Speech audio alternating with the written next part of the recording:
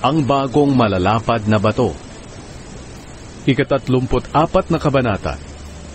Sinabi ng Panginoon kay Moises, "Tumapyas ka ng 2 malalapad na bato gaya noong una, dahil susulatan ko ito ng mga salitang nakasulat sa naunang bato na binasag mo.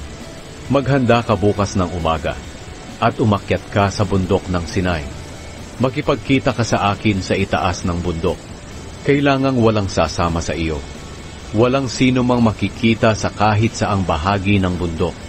Kahit na mga tupa o baka ay hindi maaaring manginain sa bundok." Kaya tumapyas si Moises ng 2 malalapad na bato, gaya noong una.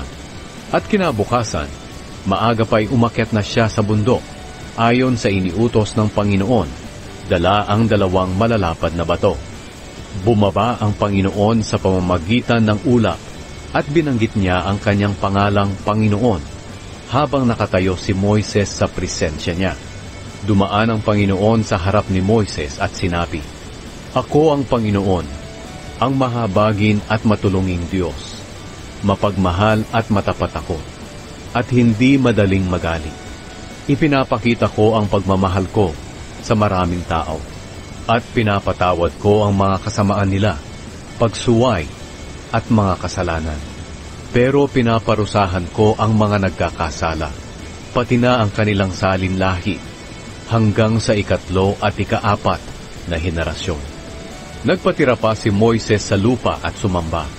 Sinabi niya, "O Panginoon, kung nalulugod po kayo sa akin, nakikiusap po akong sumama kayo sa amin. Kahit na matigas ang ulo ng mga taong ito, patawarin po ninyo kami sa aming kasamaan at mga kasalanan. Tanggapin niyo po kami bilang inyong mga mamamayan." Inulit ang kasunduan. Sinabi ng Panginoon, "Gagawa ako ng kasunduan sa inyo. Sa harap ng lahat ng kababayan mo, gagawa ako ng mga kamanghamanghang bagay na hinding-hindi ko pa nagagawa sa kahit saang bansa sa buong mundo. Makikita ng mga mamamayan sa palibot ninyo ang mga bagay na gagawin ko sa pamamagitan mo. Sundin mo ang iniutos ko sa iyo sa araw na ito. Itataboy ko ang mga Amoreo, Kananeo, Hiteo, Perezeo, Hibeo at mga Jebuseo mula sa lupaing ipinangako ko sa inyo.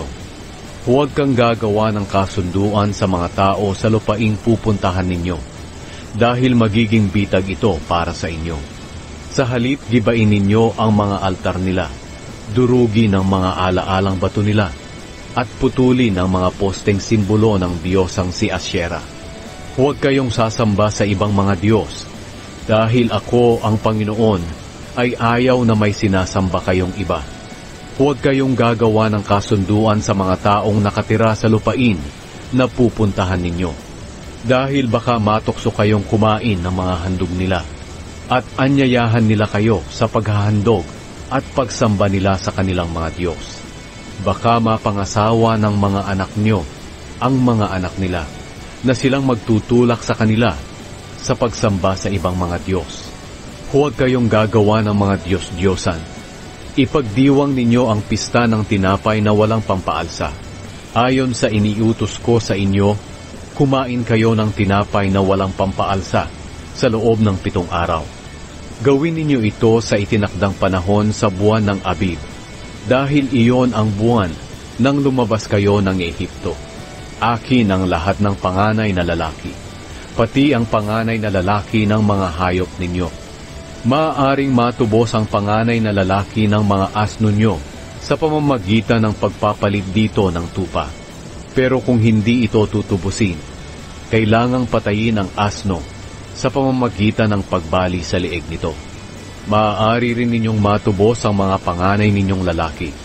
Walang makakalapit sa akin na walang dalang mga handog. Magtrabaho kayo sa loob ng 6 na araw, pero sa 7 araw ay magpahinga kayo, kahit sa panahon ng pag-aararo at pag-ani. Ipagdiwang ninyo ang pista ng pag-aani kung mag-aani kayo ng mga unang ani ng trigo, at ipagdiwang din ninyo ang pista ng katapusan ng pag-ani sa katapusan ng taon. 3 beses sa isang taon, ipupunta ang kalalakihan ninyo sa mga pistang ito sa pagsamba sa Panginoong Diyos, ang Diyos ng Israel. Itataboy ko ang mga mamamayan sa lupaing ibibigay ko sa inyo, at palalawakin ko ang teritoryo ninyo. At walang sasalakay o aagaw sa bansa ninyo sa panahong lumalapit kayo sa akin na Panginoon na inyong Diyos. Huwag kayong maghahandog ng dugo sa akin, at kahit anong may pampaalsa. Huwag din kayong magtitira para sa susunod na araw ng karne ng tupa na handog ninyo sa panahon ng pista ng paglampas ng anghel. Dalhin ninyo sa templo ng Panginoon na inyong Diyos ang pinakamagandang bahagi ng una ninyong ani. Huwag ninyong lulutuin ang batang kambing na hindi pa naaawat sa kanyang ina. Sinabi ng Panginoon kay Moises, isulat mo itong sinasabi ko, dahil ito ang tuntunin ng kasunduan ko sa iyo at sa Israel. Naroon si Moises kasama ng Panginoon sa loob ng 40 araw at 40 gabi na wala siyang kinain at ininom. Isinulat niya sa malalapad na bato ang mga tuntunin ng kasunduan, ang 10 utos. Nang bumaba si Moises sa bundok ng Sinai, dala niya ang 2 malalapad na bato kung saan nakasulat ang mga utos ng Diyos. Hindi niya alam na nakakasilaw ang mukha niya dahil sa pakikipag-usap niya sa Panginoon. Nang makita niya Aaron at ng lahat ng mga Israelita ang nakakasilaw na mukha ni Moises, natakot silang lumapit sa kanya. Pero ipinatawag sila ni Moises, kaya lumapit sila Aaron at ang mga pinuno ng mamamayan ng Israel at nakipag-usap si Moises sa kanila. Pagkatapos, lumapit ang lahat ng mga Israelita sa kanya. At sinabi niya sa kanila ang lahat ng utos na ibinigay sa kanya ng Panginoon sa bundok ng Sinai. Matapos makipag-usap ni Moises sa kanila, tinalukbungan ni Moises ang kanyang mukha. Pero sa tuwing papasok siya sa toldang tipanan para makipag-usap sa Panginoon, tinatanggal niya ang talukbong hanggang sa makalabas siya ng tolda.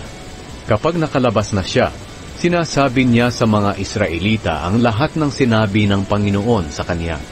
At nakikita ng mga Israelita ang nakakasilaw niyang mukha. At tatalukbungan na naman ni Moises ang mukha niya hanggang sa bumalik siya sa tolda para makipag-usap sa Panginoon.